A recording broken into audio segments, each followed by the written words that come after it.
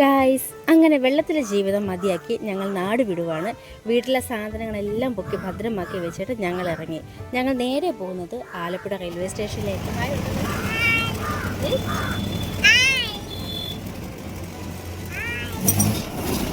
ഏകദേശം 10 മണിയായപ്പോൾ നമ്മൾ റെയിൽവേ സ്റ്റേഷനിൽ വന്നു. അത് മറന്ന് എങ്ങോട്ടാ പോകുന്നതെന്ന് പറഞ്ഞില്ലല്ലോ.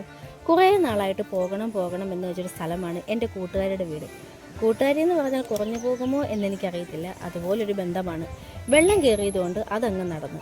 ആലപ്പുഴയിൽ നിന്ന് നേരെ ഞങ്ങൾ പോകുന്നത് ശ്രീ പത്മനാഭൻ്റെ മണ്ണിലേക്കാണ്. അങ്ങനെ ആദ്യമായി തിരുവനന്തപുരം കാണാൻ പോകുകയാണ്. ആരുമില്ലാത്ത മനോഹരമായ ട്രെയിൻ യാത്രയായിരുന്നു അത്.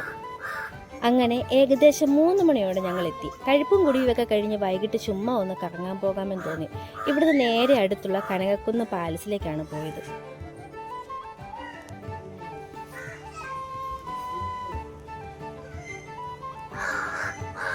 കുറേ നടന്ന് അവിടെയുള്ള കാഴ്ചകളൊക്കെ കണ്ട് ഒത്തിരി ആളുകളൊക്കെ ഉണ്ടായിരുന്നു അവിടെ കണ്ടതിൽ വെച്ച് എനിക്ക് ഏറ്റവും ഇഷ്ടപ്പെട്ടത് ഈ ചെസ്സ് കളിയായിരുന്നു.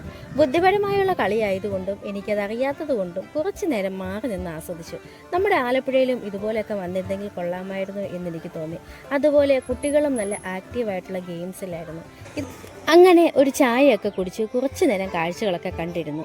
ഇനി പോകുന്നത് ഞാൻ ഇതുവരെ കഴിക്കാത്തൊരു സാധനം ട്രൈ ചെയ്യാനാണ്. വേറൊന്നുമല്ല, പാനിപ്പൂരിയാണ്. അങ്ങനെ ആദ്യമായി ഞാൻ പാനിപ്പൂരി കഴിച്ചു. ഞാൻ ഉദ്ദേശിച്ച പോലുള്ളൊരു സാധനമല്ലായിരുന്നു അത്. കൊള്ളാം, എനിക്കിഷ്ടപ്പെട്ടു. അതുകൊണ്ട് ഒരു 5-6 എണ്ണം അകത്താക്കി.